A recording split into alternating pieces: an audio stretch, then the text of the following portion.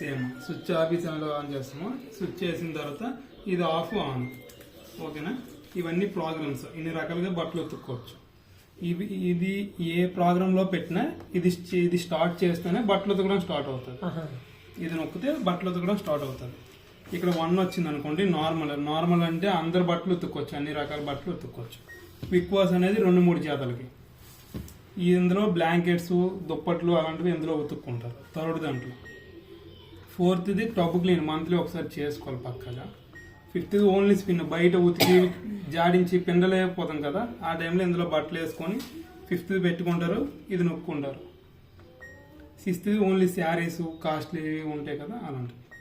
Eco wash అంటే మనకి చిన్నపిల్లల బట్టలు ఉంటాయి కదా, అలాంటి స్మూత్గా ఉతకడానికి ఆ ఈకో వాష్ వాడతారు.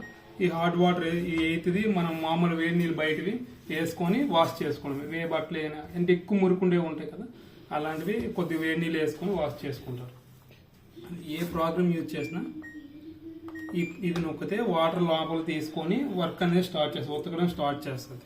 ఉతకడం అయ్యేటప్పుడు ఈ లైట్ వెలుగుతుంది, జాడించేటప్పుడు ఈ లైట్ వెలుగుతుంది, పిండేటప్పుడు ఈ లైట్ వెలుగుతుంది. ఓకేనా.